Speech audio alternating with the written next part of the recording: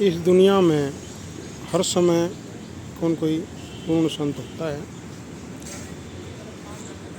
क्योंकि अगर संत नहीं होगा तो दुनिया आपस में कट मरेगी और यहाँ हाहाकार मच जाएगा।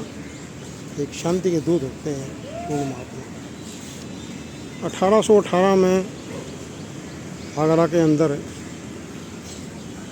शिवदयाल जी महाराज हुए। बताते हैं कि 18 साल तक अंदर कोटले में बैठ के उन्हें सुरस्वत योग का अभ्यास किया और उनकी वाणी में लिखा है, कोमल चित दयामन धारो परमार्थ का खोज लगाना। जब ये पूर्ण संत होते हैं तो ध्रुव दुर्गा से इनको हुक्म होता है, जो जीव हैं जो अपने घर को भूल चुके हैं उनको वापस लाने का जिम्मा होता है और इस संसार में आते हैं सतलोक से चलकर। ये समझा रहे हैं कि अगर आपने परमार्थ, जो इस जीवन का मुख्य लक्ष्य है, मुख्य ध्येय है, मुख्य का उद्देश्य है, वो है परमात्मा की दोबारा प्राप्ति करना, क्योंकि उसी से बिछड़े हुए सब रूमें हैं हम और उसी का अंश है। हम अपने घर को भूल गए, यहाँ कुछ अनुभव लेने के लिए हमारे को भेजा गया था। ये जो घर है हमारा, ये असली घर नहीं है। ये जो मकान है हमारा, ये सब नष्ट होने वाला, फना होने वाला है। कुछ अर्से के बाद मायावी है, ये दुनिया में नष्ट हो जाएगी। जो आज समतल है वहाँ पहाड़ बन जाएंगे, वहाँ तालाब बन जाएंगे।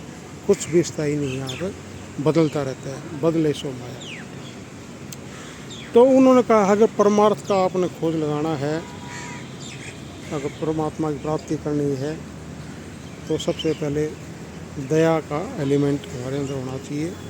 जो जीव हैं इन पर दया रखो, क्योंकि ये बेजुबान जीव हैं, इनको क्या पीड़ा है, क्या दुख तकलीफ है, ये नहीं बता पाएंगे।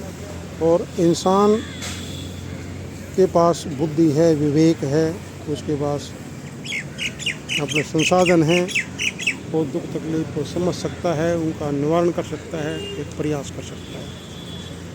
अगर हम जीवों पर करूरता रखेंगे तो हम कभी भी कामना नहीं कर सकते कि हमारी जो पूजा अर्चना है वह कभी सफल होगी या कामयाब होगी, क्योंकि परमात्मा खुद एक निर्लेप है इन चीज़ों से और दया का भंडार है वो।